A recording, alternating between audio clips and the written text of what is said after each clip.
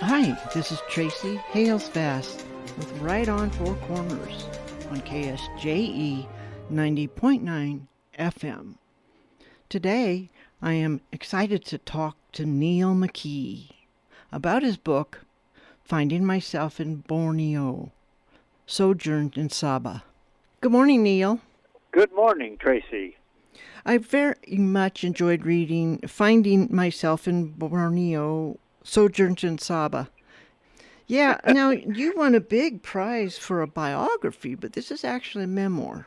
Yeah, I think in that New Mexico-Arizona book contest, it's biography, memoir, autobiography, it's all in one category. That's why. And memoir is what I wrote. It is.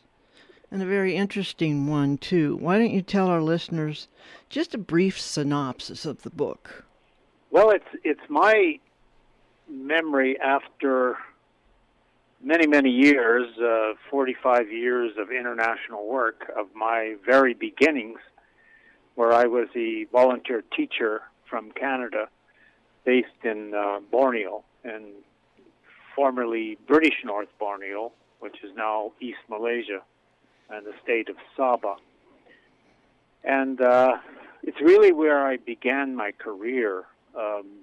So my book spans the time I spent in Borneo and alludes to some of the going back in later chapters as a field staff and for the Canadian agency, and also as a filmmaker. I became an international filmmaker, and I really started that whole career when I was in Borneo in the first place. So it's constructed from my memories at the time and notes and letters. Once I settled in New Mexico in 2015, I really got down to writing in earnest, and it came out at the beginning of January last year.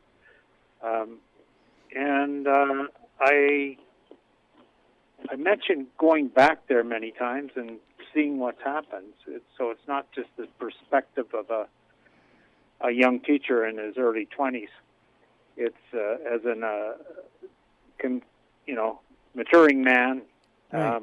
and what happened to the people there and all the friends that I had made. So it's really it spans a lifetime relationship with North Borneo. It does. And it reads like a novel. I mean, it just moves right along. You didn't write any of the book until 2015, did you say? You started writing it? I wrote one chapter. I think it's chapter 6, Going Native, about the burial of our headmaster who's Right. from Australia. I wrote that chapter back in the 1990s, and I really wanted to write the rest. It wasn't until I retired from all my international work that I had time to start writing, and really when I moved to New Mexico in August 2015, that's when I really got going on it. Really glad you chose this state to make your home. We kind of like it here.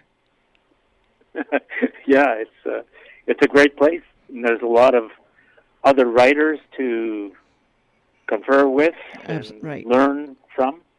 Yep. I think that's one of the main pluses of New Mexico. It's a very creative place. It is. This is your first publication. Do you have other writings? I have other writings I did in my career. Mm-hmm. They're more, on how to change behavior using multimedia communication. Oh. And they're more technical in nature, Right. really instructing other communicators that I worked with or taught, if you like. At the end of my career, I had a big team of 150 people. Wow. And I was working in Washington, D.C. on a development project, and all communication people. So I influenced them a lot with my writings and ideas. Mm-hmm. But that's all very kind of technical work Right. and a completely different kind of work. It is. I have interviewed Yeah. other authors who started off as technical writers and then made the transition to creative work. So how do you think the technical writing informed you? Because I say that because you have a really strong voice in this book.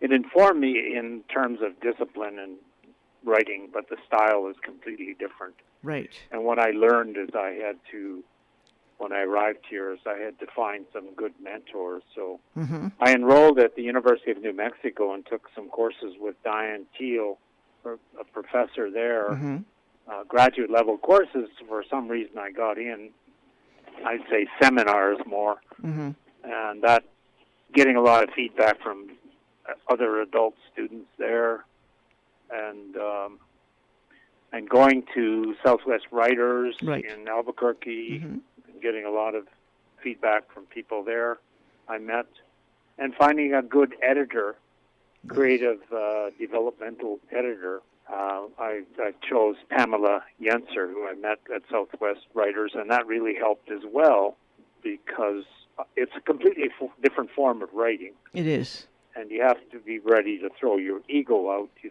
think you're, a great writer from all the technical work you have done, but when it comes to creative writing, it's different. So other than the chapter about Anderson's burial, you just pretty much wrote this from beginning to end? Yeah, but I think I wrote it in forward, backward. It wasn't all at once, so I probably went through 50 or 60 revisions. Yes. And that ended up expanding parts with the advice of my editor, splitting parts into different chapters. So it took a long time. It took me a couple of years of hard writing and editing to do that in the best form before we actually decided that it was finished. Right. I hear that story a lot. I like your title, Finding Myself in Borneo, because it can go two different ways, because you found yourself physically there, you were there, but you found yourself and your calling pretty much while you were there. That's right. Yeah, it was an amazing thing because 2 months before that I was at university in Canada, at Calgary, and then suddenly I found myself in Borneo. There I found myself. I found who I wanted to be and what I wanted to do in life. One thing about this adventure is that you also discovered that Borneo is really Middle Earth. Yes, through, shall we say, hallucinogenic experience. Myself and my Peace Corps buddy, we were reading Lord of the Rings by J.R.R. Tolkien, and that was in '68, so that was the time when everybody was reading that fantasy trilogy. And we, on a motorcycle journey, my Peace Corps buddy, my American Peace Corps buddy behind me, just passing a man, he said, he's a hobbit, and that just set off a whole set of ideas.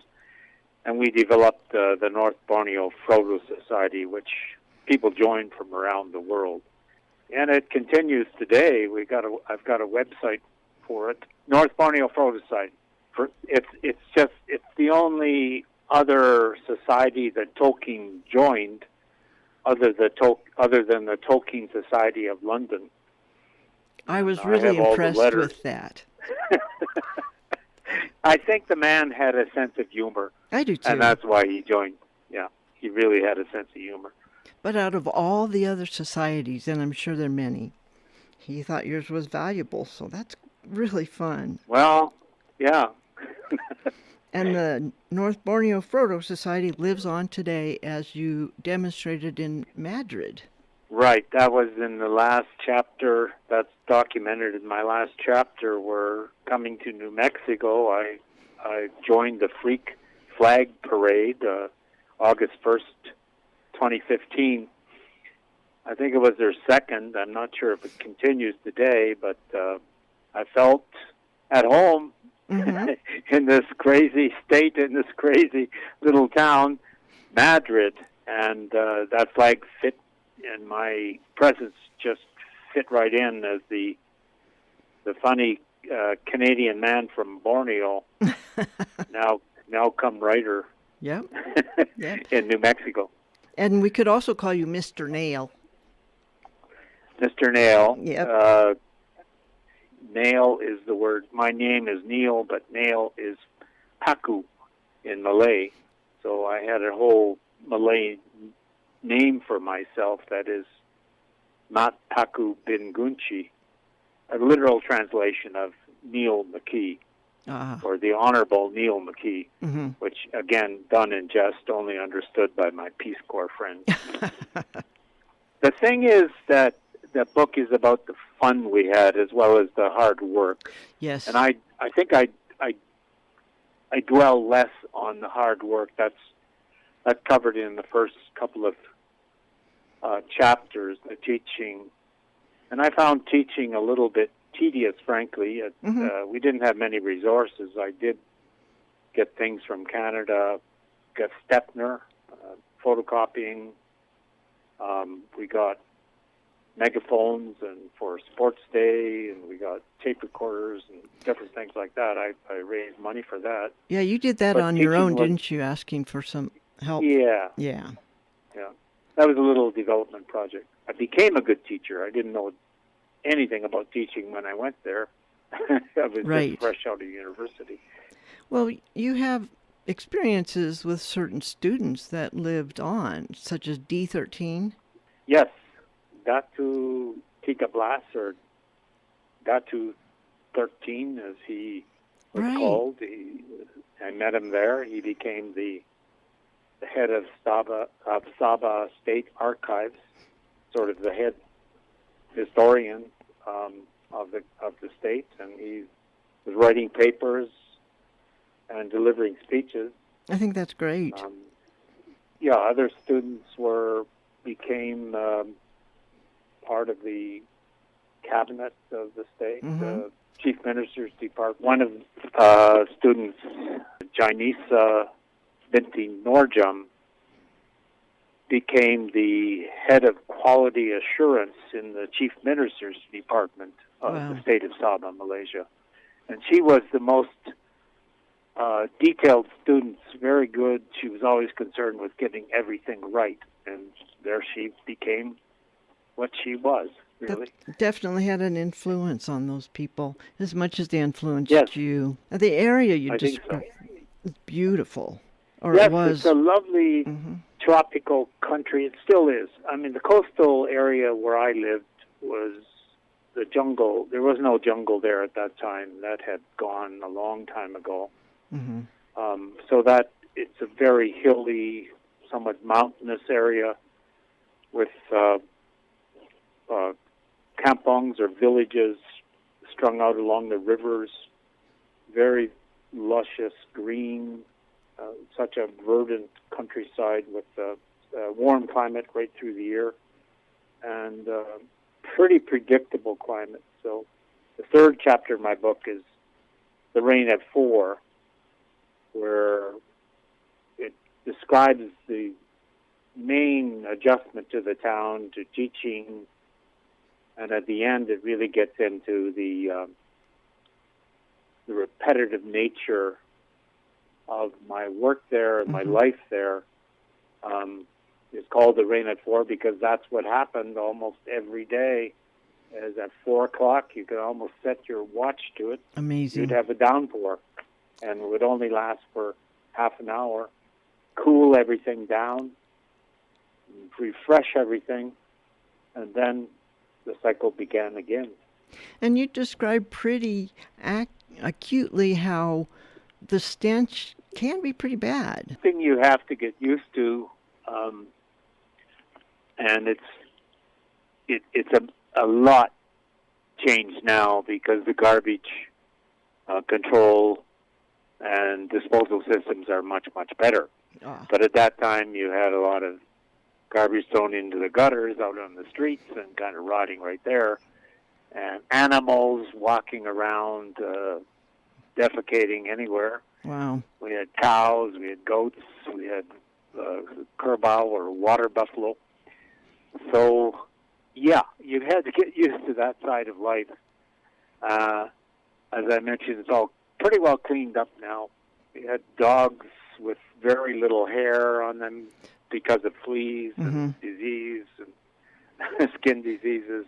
But that was the tropics at the time in the 60s. That was life. It was just something that actually became, something you had to adjust to. There were so many refreshing, beautifully smelling things, if you like the trees and the flowers and everything else to counter that, and the people. And so many different languages. Right. It was the town. I lived in a small town called Kota Balud, which was Muslim-dominated. Bajau people who had come maybe 100 to 200 years from the south of Philippines and Indonesia.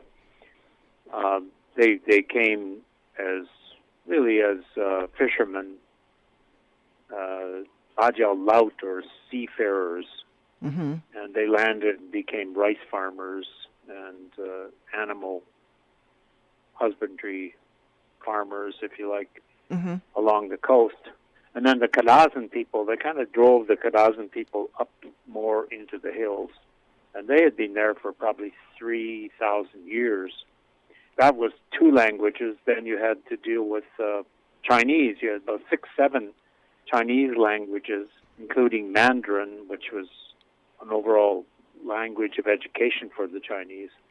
And then, of course, English, multicultural, multilingual town with Malay as a sort of lingua franca, which I had to learn, or you would have been a real dummy in town. So, did you learn Malay before you went there? Unlike the Peace Corps, the Canadian volunteer agency I work for, called QSO, gave you only 3 weeks of training, and we had Malay lessons, but it really didn't make you anywhere fluent. Malay is a pretty easy language to learn, refreshingly easy, because it has no tenses. It has, except for putting suda for already in front of a verb and akan before or going to happen in front of the verb, and then no conjugations of the verbs and no feminine, masculine. So, you could learn it easily. And after this, your experiences in Borneo, you went to Russia. So did you have to learn even more language there? Well, Russia was my last overseas posting. In between, I got married. My wife and I went back to Malaysia for the second time when I was a field staff. Right. And then I was back in Canada. We raised our kids there in Ottawa, and then headed off to Bangladesh for 4 years, and then 7.5 more years in East Africa. Then finally we came to the United States in 2001. And one of my jobs there was with Johns Hopkins University when we went to Russia for 3 years out of 8. I tried to learn Russian, but I can't remember much now. Yeah. It's very difficult. I do have a few pet phrases that I repeat, but yes. It's a very difficult. The exact opposite of Malay in terms of ease of learning. So you were able to communicate pretty well with people on different levels. I'd say after about 6 months, Uh-huh. Before I made a real effort to learn Malay, and by 6 months into it.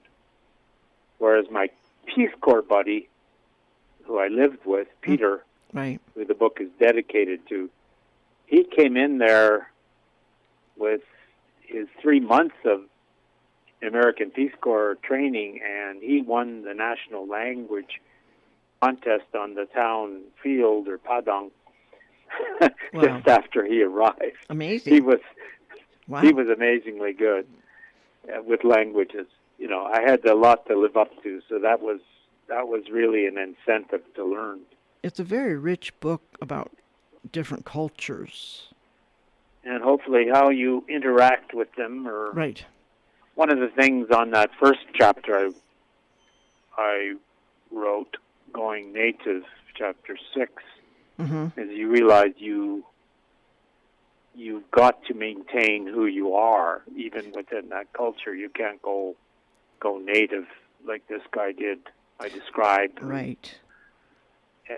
In the book, married a native lady, converted to Islam, flew off to Mecca to become a Haji, Right. to ensure that he would stay in town Right. for the rest of his life, have his contract with the government, but played mahjong and drank a lot of brandy at the same time and collapsed at a heart attack, and we buried him on the hillside in Kota Balud, where I speculate his ghost is still haunting the people of Kota Balud.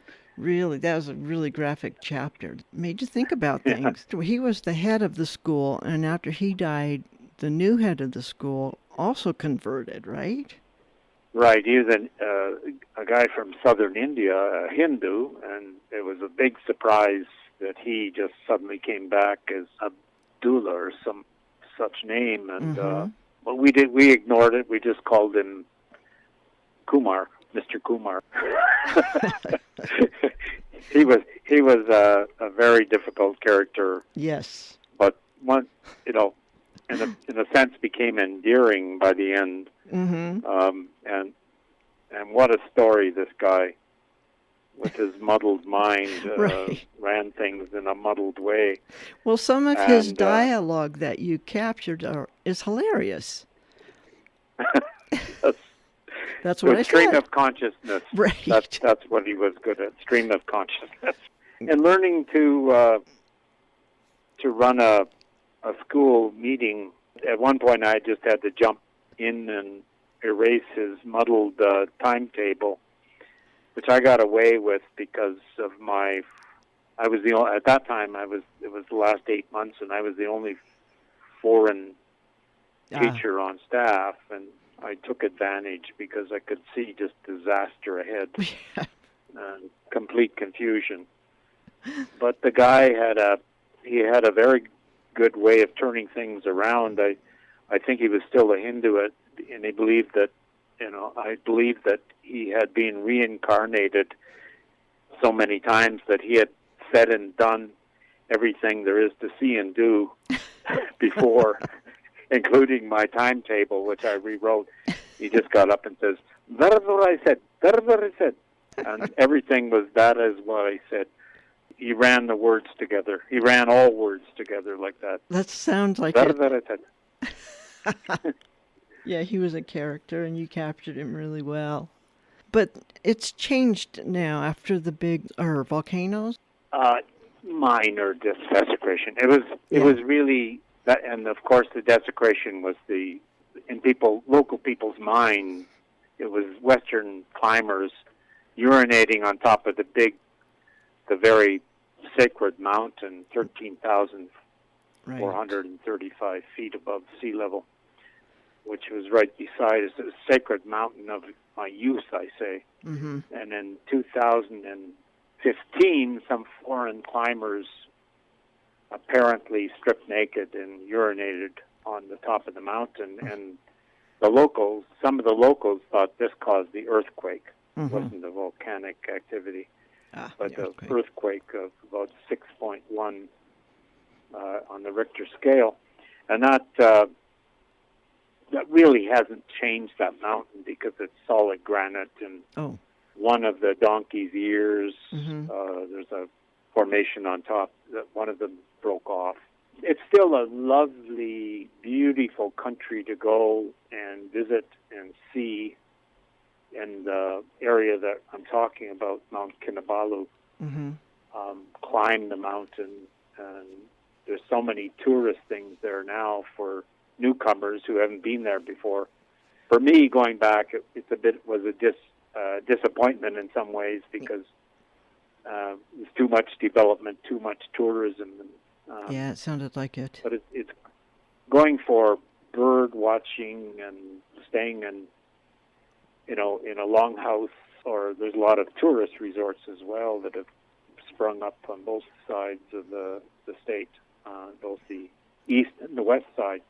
It is a vacation paradise. Jungle is just ripped out for oil palm plantations. Oh, that's really sad. That is a real pity. It is. That's another thing I wanted to bring up. There's a lot of great photographs in there that you've taken. I took as many as I could, or I had very little capacity when I was a volunteer. There's one chapter about my father coming, and some of those were his. He took of me, and the situation there. He had a better camera than I did. I didn't have any money for a good camera or anything. I used some of his photos and some of mine from my old Kodak camera, this little box camera. And some of them are from later when I was a filmmaker, so they look pretty good in color, especially if you look at the ebook. That brings me to the point that your website has a lot of information, and that's neillmckeeauthor.com with 2 L's, Neill, McKee. Yeah. Or I guess it's the other website you have with the Frodo Society that has the letter from J.R.R. Tolkien's publisher. Right. Which is pretty cool. And so and the other... That one is North Borneo Frodo Tolkien.org. One word. Okay. I mean, all together. North Borneo Frodo Tolkien.org. And again, you won the New Mexico, Arizona Book Award for Biography / Memoir. Were you surprised at that? I was. Being a newcomer, rather, being here about 5 years, I guess now, and I entered a number of contests. I won another contest, Reader's Favorite Book Award. Oh, great! And that's an international contest based in the United States. That was an honorable mention, but I get a sticker just like everybody else for that. That's great. That's great. And then I've entered others, and the second one I heard about was this one, and it's been running for almost 30 years now, I think. Right. And I showed up at a banquet of about 350 people, and they just called out your name. Well, congratulations on those. And what's next in your writing life? I'm just about finished a book on my tracing my ancestors, another travel memoir, but very different. So you've been doing some research.